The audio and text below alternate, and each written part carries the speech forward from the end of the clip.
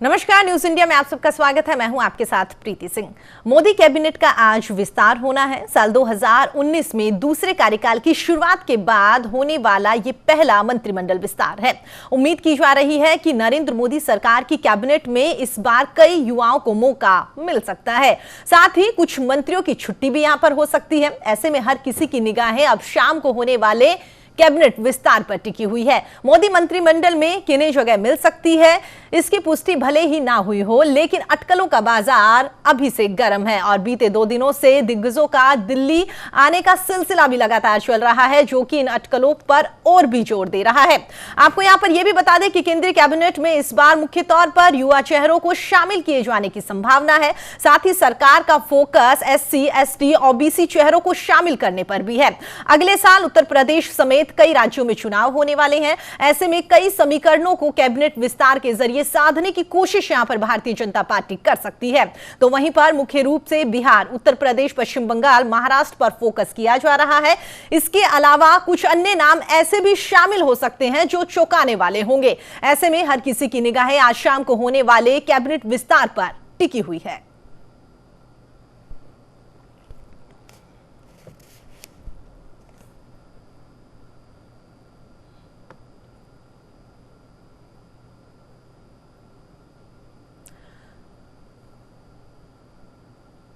तो आपको बता दें, मोदी कैबिनेट का विस्तार होने वाला है। आज शाम 5:30 से 6 बजे के बीच में राष्ट्रपति भवन जाकर मंत्रिमंडल के नामों का यहां पर ऐलान किया जा सकता है। लेकिन जिस तरीके से फिलहाल जो सुगबुगाहट चल रही है, जो कयास लगाए जा रहे हैं, उनमें अभी कुछ भी कहना जल्दबाजी होगी। लेकिन कह सकते हैं कि भारतीय जनता पार्टी के तमाम बड़े नेताओं को दिल्ली तलब किया गया है। आपको यह भी बता दें, बीजेपी के राष्ट्रीय अध्यक्ष JP नड्डा और साथ ही गृह मंत्री अमित शाह प्रधानमंत्री नरेंद्र मोदी से मिलने के लिए रवाना हो चुके हैं। प्रधानमंत्री नरेंद्र मोदी के आवास पर महत्वपूर्ण बैठक का आयोजन किया जाएगा। इस दौरान तमाम भारतीय जनता पार्टी के बड़े नेता वहां पर शामिल होंगे। जिस तरीके से लगातार आपको बता रहे हैं कि तमाम नेताओं को दिल्ली तलब किया गया है, तो उनसे यहां पर बातचीत की जाएगी, विचार विमर्श किया जाएगा और उसके बाद में किन किन नेताओं को यहां पर मोदी कैबिनेट में शामिल किया जा सकता है, उन तमाम बातों को लेकर भी यहां पर विराम लग जाएगा। साथ ही हम आपको यह भी बता दें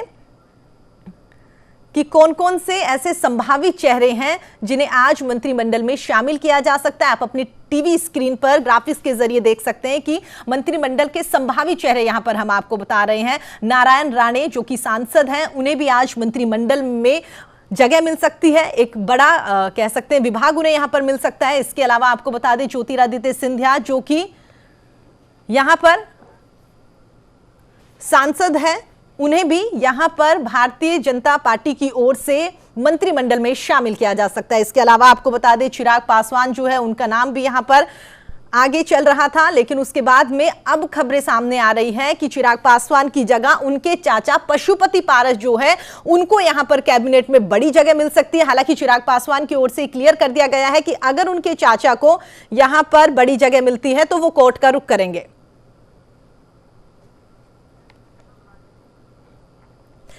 चलिए तो आगे बढ़ते हैं। आपको बता दें, जिस तरीके से मंत्रिमंडल विस्तार को लेकर लगातार कल से ही कयास यहां पर लगाए जा रहे हैं, तमाम सुगबुगाहट यहां पर चल रही है। इसी मुद्दे पर बातचीत करेंगे। तमाम मेहमान हमारे साथ जुड़ेंगे। फिलहाल हमारे साथ पॉलिटिकल एक्सपर्ट SP मित्तल जी जुड़ गए हैं। SP मित्तल जी, बहुत बहुत स्वागत है आपका न्यूज इंडिया पर। जी नमस्ते जी। SP मित्तल जी, जिस तरीके से कह सकते हैं कि काफी दिनों से यहां पर सुगबुगाहट चलती हुई नजर आ रही है, लेकिन अब कह सकते हैं कि तमाम नाम जो निकलकर सामने आ रहे हैं, उनमें बहुत सारे बड़े नेता ऐसे हैं जो काफी लंबे वक्त से इंतजार कर रहे थे कि कब यहां पर मोदी कैबिनेट का विस्तार होगा और कब उन्हें शामिल किया जाएगा। तो कह सकते हैं कि वाकई उनका इंतजार अब धीरे धीरे खत्म होता हुआ नजर आ रहा है यहाँ पे।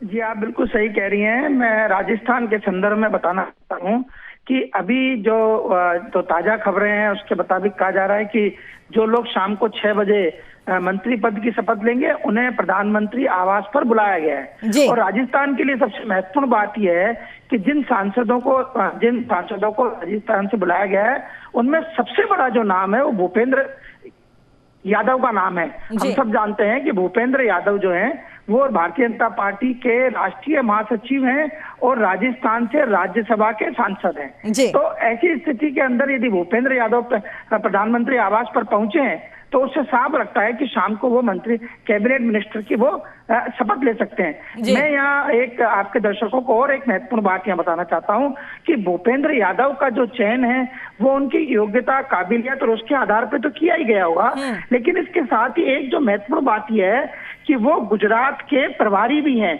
और गुजरात में अगले वर्ष विधानसभा के चुनाव होने वाले हैं। इसीलिए हमने ये देखा कि जो प्रधानमंत्री आवास पे जो लोग पहुंचे हैं उनमें रूपाला जी भी शामिल है जो ऑलरेडी अभी राज्य मंत्री हैं, लेकिन ऐसा माना जा रहा है कि चूंकि गुजरात में विधानसभा चुनाव है अगले वर्ष, तो ऐसी स्थिति में हो सकता है उन्हें कैबिनेट मिनिस्टर का दर्जा दिया जाए। ये बात तो राजस्थान और गुजरात के संदर्भ में है। और जहां तक जो नाम अभी आपने गिनाए हैं वो सारे के सारे ऐसे नाम माने जा सकते हैं जिसमें नारायण राणे हैं, मीनाक्षी लेखी हैं, उत्तराखंड से अजय भट्ट हैं, अनुराग ठाकुर के बारे में भी यहाँ बताना चाहेंगे कि वो जो है वो वित्त राज्य मंत्री हैं, लेकिन माना जा रहा है कि शायद उनको कैबिनेट शपथ दिलवाई जाए। इसी प्रकार उत्तर प्रदेश से अनुप्रिया पटेल हैं। एक और महत्वपूर्ण जो नाम है वो गोपीनाथ मुंडे, जो स्वर्गीय बीजेपी के नेता रहे गोपीनाथ मुंडे, उनकी जो पुत्री है प्रीतम मुंडे, उनका नाम भी क्या नाम से आ रहा है और वो प्रधानमंत्री आवास पर पहुंच चुकी हैं। इसी प्रकार कपिल पाटिल के नाम भी बता रहे हैं और एक जो महत्वपूर्ण नाम है वो सर्बानंद सोनोवाल का है।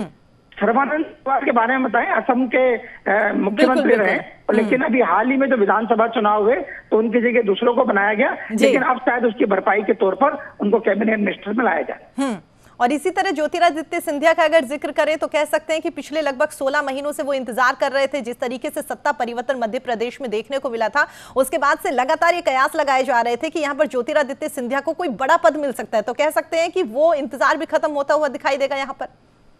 हाँ बिल्कुल, ज्योतिरादित्य सिंधिया का तो क्लेम बनता ही है क्योंकि उन्होंने मध्य प्रदेश में कांग्रेस की सरकार को गिरा के भारतीय जनता पार्टी की वह सरकार बनाई और उसके बाद में जब उपचुनाव हुए तो आप देखिए कि जो अधिकतर जो क्या नाम से उम्मीदवार थे जो पहले कांग्रेस के टिकट पे जीते हुए थे उनको भारतीय जनता पार्टी का उम्मीदवार बनाया और इस बात का पूरी मेहनत की ज्योतिरादित्य सिंधिया ने कि वो दोबारा से सारे विधायक बन सके और वो विधायक बने।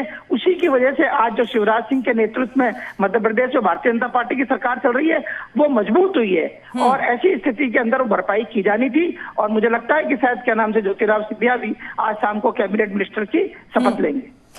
बिल्कुल मित्तल जी, वो तो देखने वाली बात होगी, लेकिन जिस तरीके से कयास लगाए जा रहे हैं, सुगबुगाहट जो निकलकर सामने आ रही है, उससे तो यही लग रहा है कि वाकई जो नाम फिलहाल यहाँ पर चर्चाओं में बने हुए हैं उन तमाम नामों पर शायद यहाँ पर कह सकते हैं कुछ घंटों बाद में मोहर लगती हुई दिखाई दे सकती है। दोबारा आपका रुख करेंगे, आप अपने टीवी स्क्रीन पर देख सकते हैं हमारे साथ दो मेहमान और जुड़ गए हैं। तो हम आपको बता दें हमारे साथ वरिष्ठ पत्रकार आरबी उपाध्याय जी जुड़ गए हैं। आरबी उपाध्याय जी बहुत बहुत स्वागत है आपका। साथ ही हम आपको बता दें बीजेपी प्रवक्ता अवधेश उपाध्याय जी हमारे साथ जुड़ गए हैं। अवधेश जी आपका भी न्यूज इंडिया पर बहुत बहुत स्वागत है। धन्यवाद प्रीति जी। जी अवधेश जी, सबसे पहले आपके पास आना चाहूंगी, जिस तरीके से मोदी कैबिनेट का विस्तार होने वाला है तमाम लोग काफी उत्साहित है, कार्यकर्ता जो है वो भी यहाँ पर काफी उत्साहित नजर आ रहे हैं और उससे भी ज्यादा उत्साहित कह सकते हैं कि इतने दिनों से जो लोग इंतजार कर रहे थे कि हमारा नाम शामिल हो सकता है, हमारा नाम यहाँ पर आगे चलता हुआ नजर आ रहा है, तो कह सकते हैं कि वाकई इन तमाम नामों पर आज शाम को मोहर लग सकती है।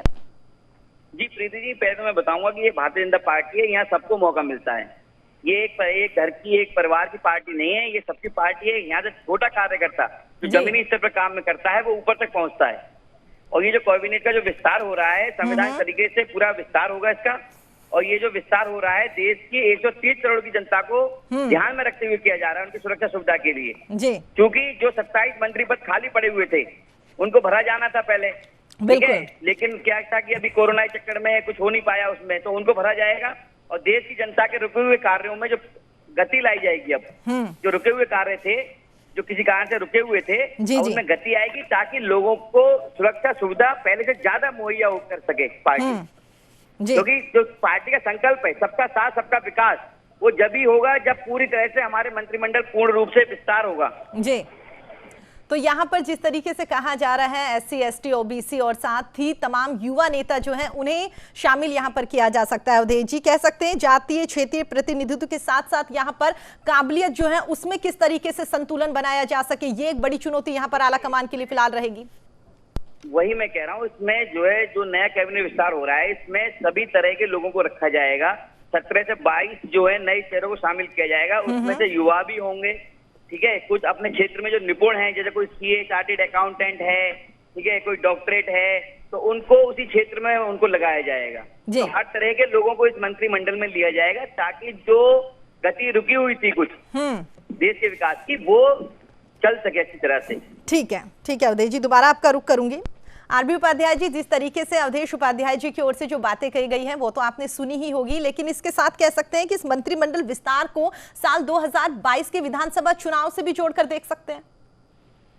हकीकत यही है प्रीति जी, कोई कुछ भी कहे, इलेक्शन सर के ऊपर है और जिस तरीके से ग्राफ गिर रहा है, किसान नाराज हैं, किसान आंदोलन चल रहा है, महंगाई बढ़ रही है, डीजल पेट्रोल के रेट, बेरोजगारी बढ़ी है, तो कहीं ना कहीं असंतोष जनता में है।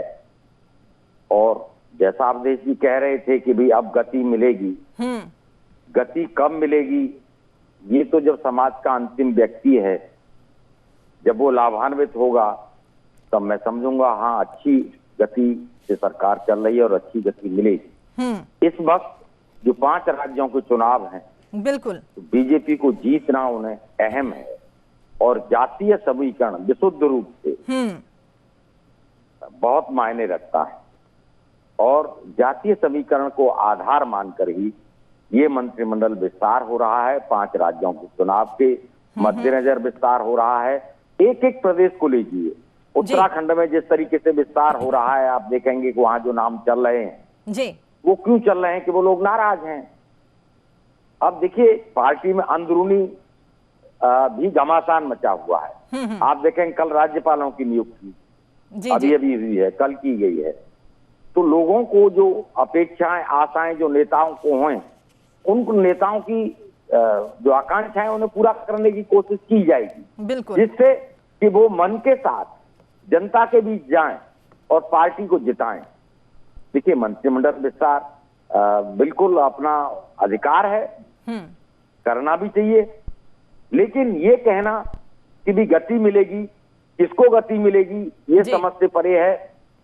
देश को गति मिलेगी या पार्टी को गति मिलेगी, ये एक अलग प्रश्न है। अभी जब मंत्रिमंडल विस्तार हो जाएगा उसके बाद देखने में मिलेगा कि भी कितना गति मिल पाती। आरबी उपाध्याय जी, जिस तरीके से जो नाम फिलहाल निकलकर सामने आ रहे हैं, कह सकते हैं कि अधिकतर नाम उन्हीं राज्यों से निकलकर सामने आ रहे हैं जहां पर चुनाव होने वाले साल 2022 में। देखिए प्रीति, ये कोई नया नहीं है। जब भी इलेक्शन आते हैं तो आप देखेंगे केंद्र में उस राज्य का प्रतिनिधित्व तो बढ़ाया जाता है, एक मैसेज देने की कोशिश की जाती है, जातीय समीकरण साधे जाते हैं जिससे कि जो जातीय समीकरण है वो मजबूती के साथ बीजेपी के साथ खड़े रहें। ये किसी से छुपा नहीं है कि आज की डेट में मान ली उत्तराखंड है, जिस तरीके से चल रहा है कि भी राजपूत नाराज हो जाएंगे तो वहां किसी रावत को ले लो मंत्रिमंडल में। मान लीजिए उत्तर प्रदेश की बात करें, ब्राह्मण नाराज हैं तो भी किसी ब्राह्मण चेहरे को ले लीजिए। ये सब चीजें या अनुप्रिया पटेल या दूसरे नाम जो चल रहे हैं, वो नाम क्या है कि भी जब इलेक्शन सर के ऊपर आ गया तब आपको लग रहा है कि भाई अब मैं तो ये कहूंगा बिल्कुल आरबी जी, और कहीं ना कहीं ये नाम वो भी हैं जो पहले भारतीय जनता पार्टी के तमाम नेताओं को लेकर अपनी नाराजगी जाहिर कर चुके हैं, तो कह सकते हैं कि वाकई उन्हें मनाने का दौर भी एक तरीके से यहाँ पर शुरू होगा। बिल्कुल, मैं उसी बात पे आ रहा था कि ये मनाने की कवायद है, सबको संतुष्ट करने की कवायद है, जिससे कि 5 राज्यों के चुनाव जीते जा सके। ये वक्त बताएगा कि भी जो प्रयोग है कितना सफल रहता है, लेकिन ऐसे प्रयोग केंद्र द्वारा हर बार जिस राज्य में चुनाव होते हैं उस राज्य के साथ किया जाता है। तो उसी कड़ी में देखा जाना चाहिए। विशुद्ध रूप से इलेक्शन के मद्देनजर ये सब कुछ कवायद है। और अभी जो खबरें आ रही हैं वो तो ये भी है कि यूपी में भी मंत्रिमंडल का विस्तार होगा। तो अभी तो केंद्र का है, कल राज्यपालों की नियुक्ति हुई है, अभी केंद्र में आप देखेंगे मंत्रिपरिषद का विस्तार हो रहा है, फिर ये राज्यों तक जाएगा। जिन राज्यों में चुनाव है वहां भी कुछ उलट फेर होंगे, देखने को मिल सकते हैं। मुख्यमंत्री कुछ चेहरों को साथ में लेंगे, कुछ को अहम पद देंगे, कुछ की भूमिका बदली जाएगी। तो वो सब कवायद कहीं ना कहीं इलेक्शन के मद्देनजर ही। ठीक है, क्यों बीजेपी को दिख रहा है प्रीति कि जनता में असंतोष है कोरोना की दूसरी वेव के बाद, या किसानों की जो हालत है उसको देखते हुए, बेरोजगारी को, पेट्रोल और डीजल के रेट, जिस तरीके से महंगाई बढ़ रही है, बिल्कुल आरबी उपाध्याय जी, बहुत सारे ऐसे मुद्दे हैं जिनको लेकर कह सकते हैं कि वाकई ही जनता जो है वो आला कमान से, सरकार से यहाँ पर काफी नाराज चल रही है और कहीं ना कहीं उस नाराजगी को दूर करने के लिए, और कह सकते हैं कि आम जनता के साथ साथ यहाँ पर तमाम जनप्रतिनिधि जो है वो भी आला कमान की तमाम नीतियों से नाराज है, तो कहीं ना कहीं उन्हें भी मनाने के लिए यहाँ पर मंत्रिमंडल का विस्तार होता हुआ दिखाई दे सकता है। दोबारा आपका रुख करूंगी आरबी उपाध्याय जी। हम आपको बता दें, यूपी से हमारे resident editor doctor Chandrasen Verma हमारे साथ जुड़ गए हैं। चंद्रसेन, जिस तरीके से आरबी उपाध्याय जी की ओर से जो बातें कही गई है, उन्होंने कहा कि कहीं ना कहीं जो जातीय समीकरण निकलकर यहां पर सामने आ रहे हैं, क्षेत्रीय समीकरण, और कहीं ना कहीं कह सकते हैं कि काबिलियत में जो संतुलन बनाने की एक बड़ी जिम्मेदारी यहां पर आला कमान के सामने निकलकर सामने आ रही है। इन तमाम चीजों को मंथन करने के बाद में यहां पर कह सकते हैं मंत्रिमंडल का विस्तार होगा, लेकिन इस बात से इनकार नहीं कर सकते कि कोरोना काल में जो मिसमैनेजमेंट देखने को मिला और उसके साथ ही साल 2022 में जिन राज्यों में चुनाव होने वाले हैं वहां से तमाम नेताओं के नाम निकलकर सामने आ रहे हैं, इसे आप कैसे देखते हैं? आपको लगता है कि वाकई यूपी से जो नाम निकलकर सामने आ रहे हैं उनमें भी कहीं ना कहीं राजनीतिक कारण पीछे छिपे हुए हैं? प्रीति, आज जो मंत्रिमंडल का विस्तार होगा उसमें युवा जोश और अनुभव का कॉकटेल तैयार होगा। एक तरफ देखा जाए कि मुख्यमंत्री, प्रधानमंत्री में ढेर सारे अनुभवी लोग हैं, और एक तरफ ये भी देखा जाए कि जब जो नई खेप है, जो राजनीति के नए चेहरे हैं, उनको शामिल किया जाएगा, तो ये जो तालमेल होगा एक तरह का कॉकटेल होगा। जो अनुभव लेकर के आए हैं उनके साथ भी होगा, जो नए हैं लोग हैं वो भी शामिल होंगे। और देखा जाए तो एक सबसे बड़ी बात ये है कि मोदी के मंत्रिमंडल में ब्यूरोक्रेट के साथ टेक्नोक्रेट भी शामिल हो रहे हैं, कि जो नई टेक्नोलॉजी को जानते हैं, जो नए पढ़े लिखे लोग आ रहे हैं, क्योंकि दोनों का तालमेल ही सबसे जबरदस्त तालमेल होगा। और ये देखने वाली बात होगी कि जिस तरीके से मंत्रिमंडल की अगर हम आज बात करें तो अगर नए युवा शामिल होते हैं तो जो मंत्रिमंडल की औसत जो आयु होती है वो कम हो जाएगी। और ये भी देखा जाए मंत्रिमंडल का विस्तार ऐसे समय पे हो रहा है जब 5 राज्यों में चुनाव होने हैं, और सबसे बड़ा राज्य उत्तर प्रदेश आता है, जहां से दिल्ली के रास्ते तय होते हैं, जहां से सत्ता तय होती है, सरकार किसकी बनेगी, उसमें उत्तर प्रदेश का बहुत बड़ा रोल होता है। तो अब इसी को देखते हुए उत्तर प्रदेश से 4 बड़े ऐसे नाम हैं जो शामिल किए जाएंगे, और वो पहले भी शामिल रहे। और सबसे बड़ी बात प्रीति देखने वाली ये है कि वो युवा लोग हैं जिनको विरासत में राजनीति मिली हुई है। अगर अनुप्रिया पटेल की बात करें तो वो केंद्र में मंत्रिमंडल में पहले भी रह चुकी हैं। सोनेलाल पटेल की वो लड़की हैं जिनका राजनीति में अच्छा दखल माना जाता है। मिर्जापुर से वो सांसद रही हैं, और जो कुर्मी वोट है, बहुत बड़ा कुर्मी वोट है, वहां पर उस पर भी भाजपा की नजर है, क्योंकि सहयोगी दल भी रहा है और हमेशा अनुप्रिया पटेल साथ में रही हैं। दूसरा जो सबसे बड़ा नाम आ रहा है वो वरुण गांधी का नाम आता है, जो आंवला पीलीभीत से आते हैं, क्योंकि उनको भी देखा जाए तो विरासत में राजनीति मिली हुई है। मेनका गांधी के पुत्र हैं, वो युवा हैं, तेज तर्रार हैं, अपनी बातों के लिए वो जाने जाते हैं, और कई लंबे समय से वो हाशिए में है। तो सबसे बड़ा जो यक्ष प्रश्न है वो ये है कि इन जो अपने जो रूठे हैं उनको मनाने की बात है, और जो सहयोगी दल हैं उनको भी मनाने की बात है। इस पे 2 सबसे बड़े जो स्तंभ हैं वो सामने हैं। जैसे कि अगर बात करें तो जो भाजपा के बड़े नेता या मंत्री हैं उनको मनाने के लिए जेपी नड्डा को किया गया। जेपी नड्डा के ऑफिस से लगातार फोन जा रहे हैं, संपर्क कर रहे हैं अपने वो मंत्रिमंडल के लोगों से। और अगर बात करें कि जो सहयोगी दल है उनको मनाने का पूरा काम अमित शाह का है। अमित शाह का खेमा पूरी तरीके से इस बात पे लगा हुआ है कि जो सहयोगी दल है, चाहे वो बिहार की बात करें, पारस गुट की बात करें, चाहे वो अनुप्रिया पटेल की बात करें, या जो भी सहयोगी दल है उनसे बात की गई, तो दोनों ने अपनी कमान संभाल रखी है। प्रीति, कुल मिलाकर कह सकते हैं वाकई जिस तरीके से आपने कहा कि यहाँ पर जेपी नड्डा और अमित शाह की ओर से भी मनाने का दौर लगातार चलता हुआ नजर आ रहा है, और इस बात से भी इनकार नहीं कर सकते चंद्रसेन कि बहुत सारे नाम जो लगातार यहाँ पर मीडिया में छाए हुए हैं उनमें ऐसे नाम वाकई शामिल है जो कहीं ना कहीं अमित शाह और जेपी नड्डा के काफी करीबी माने जाते हैं। दोबारा आपका रुख करूंगी, चर्चा में आगे बढ़ते हैं। तो हम आपको बता दें, कांग्रेस से हमारे साथ संदीप त्रिपाठी जी जुड़ गए हैं। संदीप त्रिपाठी जी, बहुत बहुत स्वागत है आपका न्यूज इंडिया पर। धन्यवाद। संदीप जी, जिस तरीके से कह सकते हैं कि सवाल पूछने से पहले मुझे पता है कि आप सबसे पहले तो आलोचना करेंगे, आप यही कहेंगे कि वाकई यूपी में चुनाव आ रहा है, या तमाम राज्यों में यहाँ पर चुनाव आ रहे हैं जिसकी वजह से मंत्रिमंडल का विस्तार हो रहा है। लेकिन आपको लगता है इस मंत्रिमंडल के विस्तार के साथ साथ कहीं ना कहीं देश में तमाम कामकाज जो रुके हुए हैं, कोरोना काल में जिस तरीके से मिसमैनेजमेंट रहा, वो एक बार दोबारा से पटरी पर लौटता हुआ नजर आएगा? संदीप जी, देखिए, एक बात आप समझिए। पहली बात तो सरकार को, भारत सरकार को कौन चला रहा है? सिर्फ 1.5 लोग चला रहे हैं, एक मोदी जी, आधे अमित शाह। तो मंत्री कोई भी बन जाए, कोई मंत्री की संख्या बढ़ जाए, उससे कोई फायदा नहीं है। मंत्री जब अपना ओएसडी और एक चपरासी नहीं रख सकता है, तो मंत्री पद मिलने या न मिलने से कोई बहुत बड़ा फर्क नहीं पड़ जाएगा। ठीक इस है। बात को हर कोई समझ रहा है। सही बात, आप ये बात कह रही हैं कि आप हमारे मित्र कह रहे थे कि अनुप्रिया पटेल जी इतनी अनुभवी हैं, तो आप बताइए 2 साल तो मंत्री क्यों नहीं बनाया गया? क्या वजह थी? अगर उसने इतना अनुभव था, कूद कूद के उनमें काबिलियत भरी हुई, तो 2 साल आप क्यों उपेक्षित किया? और आप ऐसे लोगों को जो है लाते हैं, स्मृति ईरानी जैसे लोगों की जिनकी डिग्री तक का पता नहीं है। अनुप्रिया पटेल जी तो उनसे अच्छी काबिल थी। आप आज देखिए, अगर भारत की जनता से पूछ लीजिए कि आप कितने मंत्रियों के नाम जानते हैं, तो शायद कि 2-4 नाम के अलावा कोई गिना नहीं पाते। उसकी वजह आप समझिए, सब कुछ सेंट्रलाइज होकर मोदी और अमित शाह जी तक सीमित होकर रह गया है। तो किसी का काम जो आप कह रही हैं मैनेजमेंट की, जब आप सब कुछ चाहते हैं, वैक्सीन का उद्घाटन होना है मोदी जी पहुंच जाएंगे, पुल का उद्घाटन होना है मोदी जी पहुंच जाएंगे, रोड का उद्घाटन होना है मोदी जी पहुंच जाएंगे, हॉस्पिटल का उद्घाटन होना है मोदी जी पहुंच जाएंगे। मतलब हर जगह मोदी जी जब पहुंचेंगे, ठीक है, तो मंत्रियों का काम क्या है? अगर कोई डिसीजन भी, फॉरेन मिनिस्टर का काम भी मोदी जी कर लेते हैं। तो आप देखिए, जितना फॉरेन मिनिस्टर हमारा नहीं घुमा होगा, उससे ज्यादा मोदी जी विदेशों की यात्रा कर चुके हैं अब तक 7 साल में।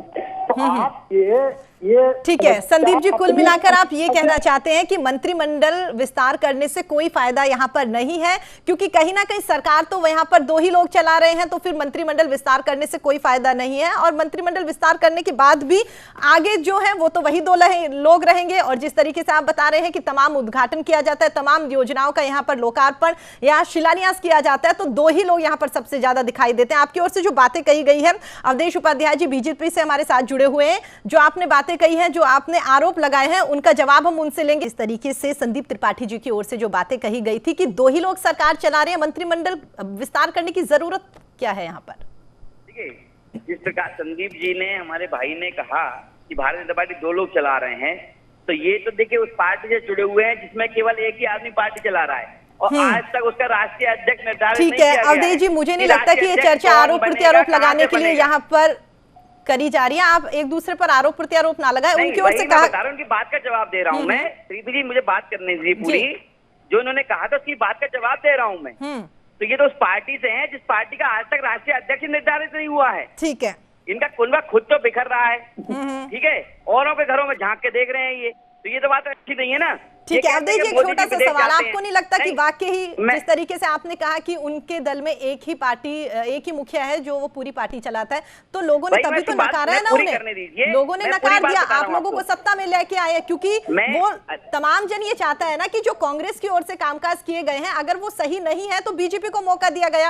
अब आपकी ओर से भी 2 लोग ही प्रधान बन के घूमेंगे, तो फिर कह सकते हैं ना कांग्रेस यहाँ पर सवाल उठाएगी। देखिए प्रीति जी, पहले मैं बात पूरी कर लूं, फिर आप भी रखिएगा अपनी बात। मैं संदीप जी की बात की का जवाब दे रहा हूँ। तो यहाँ पर तो देखिए, छोटे से छोटा कार्यकर्ता, यहाँ भारतीय जनता पार्टी एक ऐसी पार्टी है जिसमें कोई नेता नहीं है, सब कार्यकर्ता हैं, चाहे बूथ लेवल का हो या राष्ट्रीय लेवल का हो, सभी लोग जमीनी स्तर पर जाकर काम करते हैं। ये इसीलिए ये बौखलाए हुए हैं। ये कह रहे थे अभी मोदी जी विदेश जाते हैं। भैया, विदेश जो जाते हैं वो देश हित के लिए जाते हैं, वो टूल किट बनवाने नहीं जाते हैं, वो देश को बदनाम करने के लिए नहीं जाते हैं। जैसे तुम्हारे नेता जाते हैं विदेश, टूल किट बनवाते हैं वहां। आपको शर्म से डूब मरना चाहिए। मोदी जी ने कभी कोई ऐसा काम नहीं किया। टॉपिक पे आते हैं वापस। ठीक है, ठीक है, आरोप प्रत्यारोप लगाने के लिए आपको और वक्त दिया जाएगा। टॉपिक पे वापस आते हैं। कोई ऐसा कार्य नहीं किया विदेश जाकर जिससे उनकी नाक नीची हुई हो। ठीक है, उम्मीद कर सकते हैं कि बाकी भारतीय जनता पार्टी की ओर से तमाम काज ऐसे यहाँ पर किए गए हैं और आने वाले दिनों में भी ऐसे कामकाज यहाँ पर भारतीय जनता पार्टी करती हुई नजर आएगी कि जिस तरीके से लगातार यहाँ पर आरोप प्रत्यारोप का दौर चल रहा है, उसके बजाय यहाँ पर विकास के कितने कामकाज किए गए हैं वो गिनाने की, कह सकते हैं कि वो गिनाने की जरूरत यहाँ पर पड़े। और वो लोग आप दोनों यहाँ पर लेके आए कि किस तरीके से कांग्रेस काल में कितना कामकाज किया गया और किस तरीके से भाजपा कार्यकाल में। ठीक है अवधेश जी, दोबारा आपका रुख करेंगे। एसपी मित्तल जी, आपके पास आना चाहूंगी। जिस तरीके से कह सकते हैं कि मंत्रिमंडल विस्तार को लेकर अभी काफी कयास यहाँ पर चलते हुए नजर आ रहे हैं, कह सकते हैं कांग्रेस कह रही है कि यहाँ पर 2 ही लोग सरकार चलाते, क्या जरूरत है मंत्रिमंडल विस्तार की? आप इसे कैसे देखते हैं और आपको लगता है कि वाकई जो नाम लगातार मीडिया में यहाँ पर छाए हुए हैं, इसके अलावा भी कुछ रैंडमली 1-2 नाम निकलकर सामने आ सकते हैं? क्योंकि ये कहा जाता है कि कहीं ना कहीं प्रधानमंत्री नरेंद्र मोदी जो तमाम नाम यहाँ पर चर्चाओं में चलते हैं उनसे बिल्कुल अलग, कह सकते हैं कि सरप्राइज यहाँ पर वो दे सकते हैं।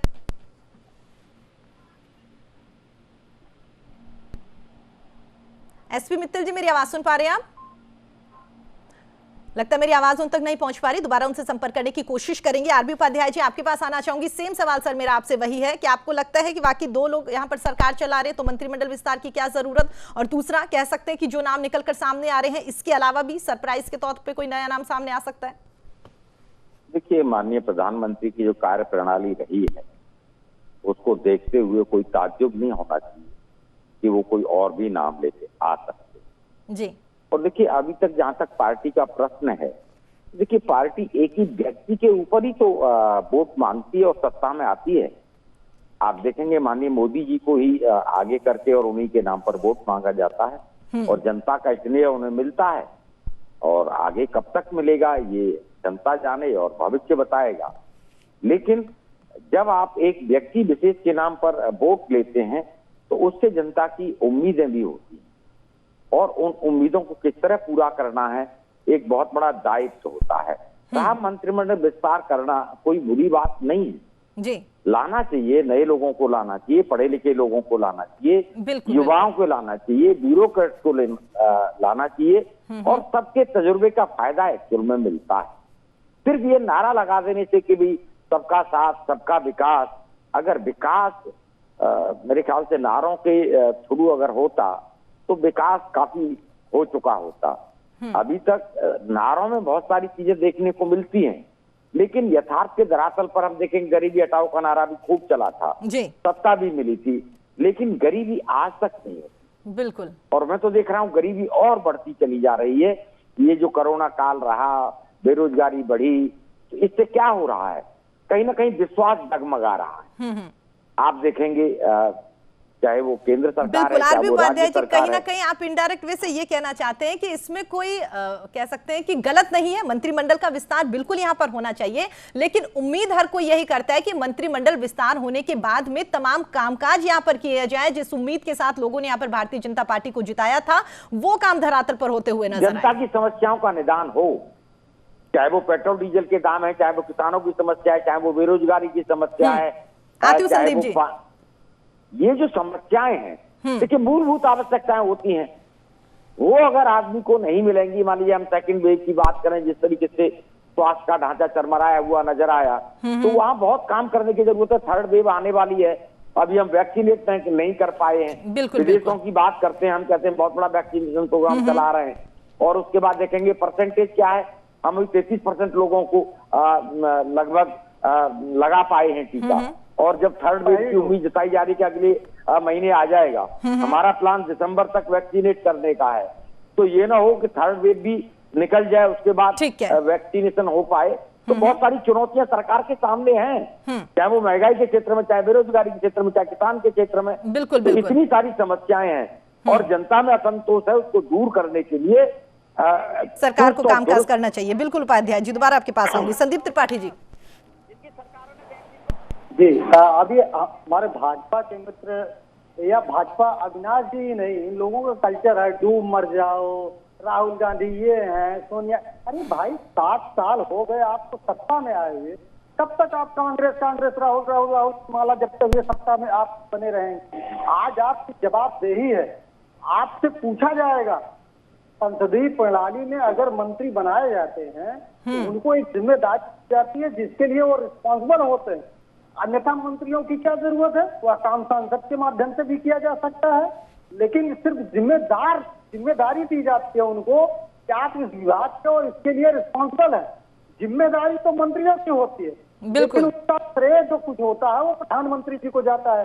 हम अभी अगर अपने अविनाश जी से पूछ लें कि एक कार्यक्रम बता दीजिए। जी, अवधेश उपाध्याय जी नाम है उनका। जी माफी चाहता हूँ, उपाध्याय जी अगर ये पूछ लें कि आप जो है एक बता दीजिए काम नितिन गडकरी जी जिन्होंने वहां इनिशियली जाकर किसी काम के लिए उद्घाटन किया हो, उन्होंने किसी भी रोड का। अब अरे सुन लीजिए, अरे उपाध्याय जी आप देख रहे हैं आप खुद ही डूब मर जाएंगे। सुन लीजिए, पूरी बात सुन लीजिए।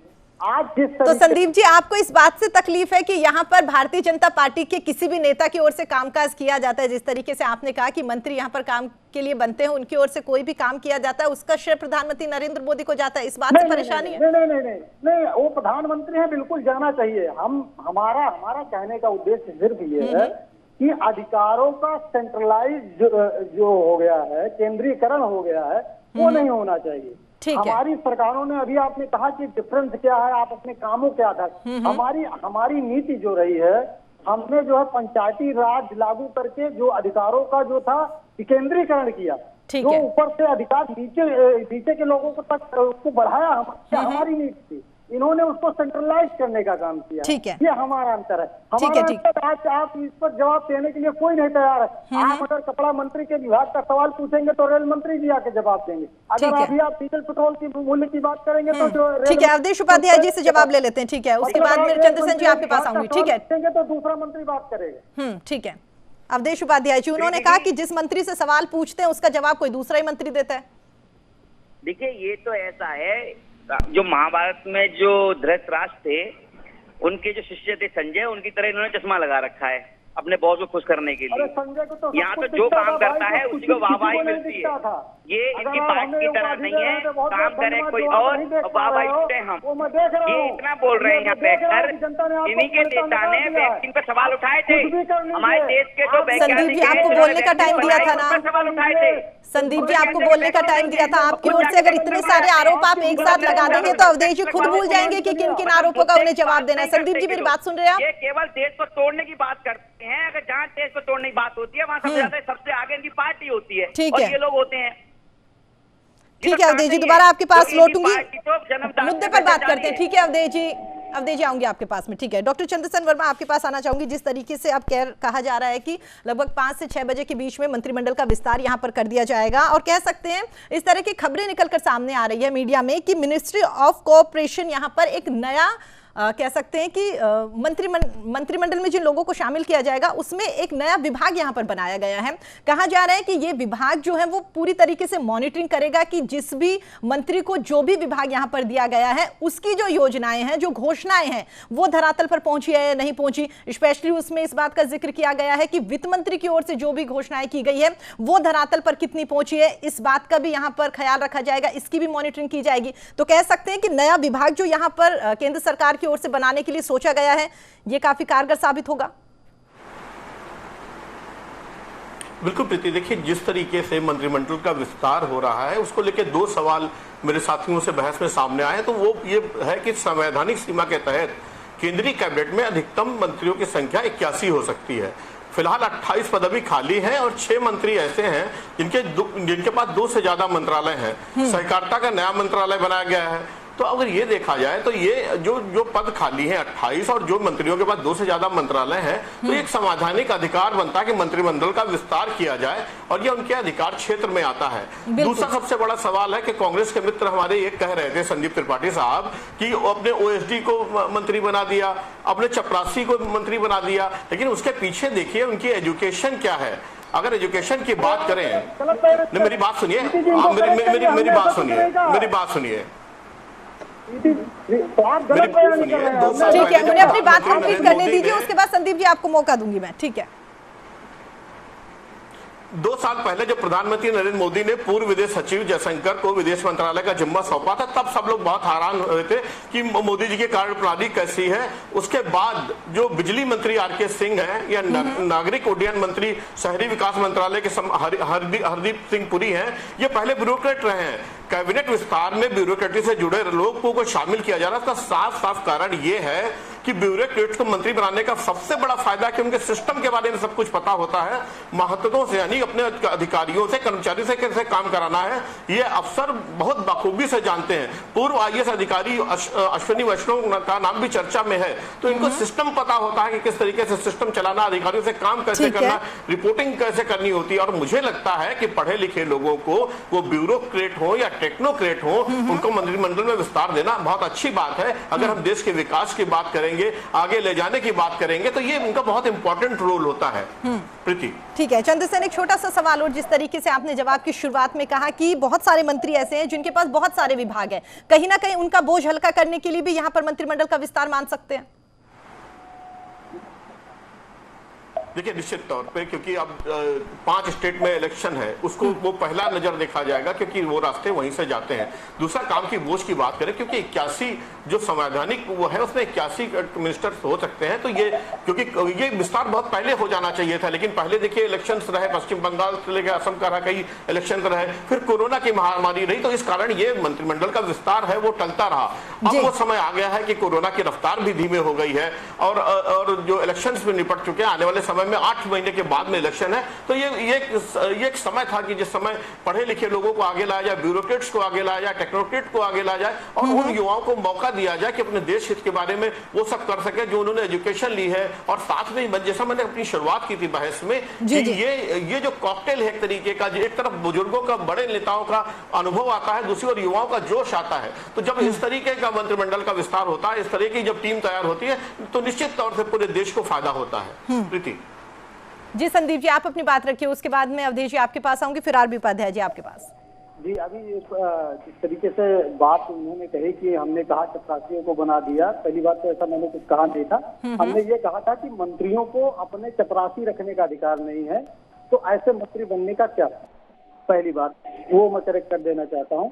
दूसरी बात, आप ये समझिए कि भाजपा अपनी अंतर कला और अपने जो अलायंस दल है उनको जिस तरीके से अब तक उपेक्षित रखा है, अब चुनाव आ गया है, उनको जो है एक ठंडे पानी का छींटा जिस तरीके से दिया जाता है वो प्रयास है, क्योंकि आप जो अंतर कला थी वो निकल कर सामने आने लगी थी, उसको एक दबाने का प्रयास है। दूसरी बात, आप एक समझिए, मोदी जी का एक नारा था, अभी हमारे भाई साहब ने कहा 81 मंत्रियों का कोटा है। अरे भाई साहब, मोदी जी को तब नहीं पता था जब मोदी जी एक नारा दिया करते थे, minimum government maximum government, Modi ji का ही नारा था।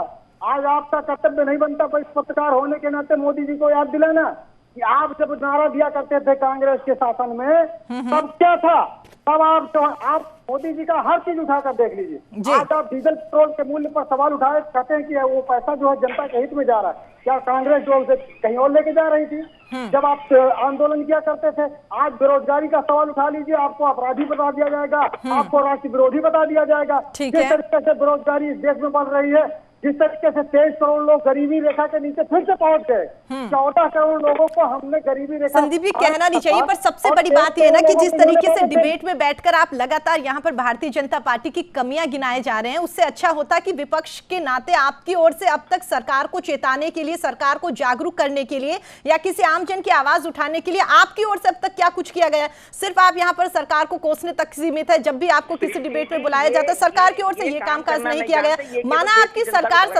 सरकार नहीं है, आप सत्ता में नहीं है, पर इतनी रिस्पॉन्सिबिलिटी तो आपकी भी बनती है कि विपक्ष के नाते ही सही। जी बिल्कुल, विपक्ष के नाते हमारा कर्तव्य सिर्फ ये है कि सरकार की कमियों को सरकार को बताना, जनता की आवाज को सरकार तक पहुंचाना, इसलिए कि सत्ता, यही तो दिक्कत है ना, जनता की आवाज को सरकार तक पहुंचाते हुए आप लोग नहीं दिखाई देते, आप लोग सिर्फ आरोप प्रत्यारोप करते हुए दिखाई देते। ठीक है संदीप जी, दोबारा आपके पास लौटूंगी, अवधेश जी आपके पास आना चाहूंगी। मूल्य का सवाल उठा रहा हूँ, ये कांग्रेस पार्टी का सवाल है। ठीक है संदीप जी, आपकी कांग्रेस, ठीक है संदीप जी। अवधेश उपाध्याय जी, जिस तरीके से इनका तो पूरा ये बन गया है, इनका तो चरित्र ये बन गया है कि आरोप प्रत्यारोप की राजनीति करने का, इनके पास तो जवाब है ही नहीं, कुछ नहीं रहता, टूल किट बनवाते हैं। अवधेश उपाध्याय जी, ठीक है, एक पल के लिए मान लेते हैं कि संदीप त्रिपाठी जी यहाँ पर आरोप प्रत्यारोप की राजनीति कर रहे हैं, लेकिन उनकी ओर से जो बातें कही गई है वो भी तो गलत नहीं है। उन्होंने जो ये बातें कही है कि कहीं ना कहीं यहाँ पर आगामी चुनाव को लेकर जो गठबंधन में और पार्टियां जुड़ सकती हैं, उनको साधने के लिए, उनको मनाने के लिए मंत्रिमंडल का विस्तार किया जा रहा है, तो गलत भी क्या कहा गया उनकी ओर से? अवधेश जी, ये तो पता है इनके मन में जो आती है ऐसे इनके नेता। आप ये बताइए, ये इन्होंने ये बात बोली थी, अभी आपने भी सुना था कि मोदी बाहर जाते हैं, विदेश जाते हैं, तो मोदी ने कोई ऐसा काम किया है जो आज सबका काम नहीं हो? ठीक है या ये काम करते हैं, विदेश जाके टूल किट बनवाते हैं, देश को बदनाम करने की कोशिश करते हैं, ये बात तो नहीं करते संदीप त्रिपाठी जी।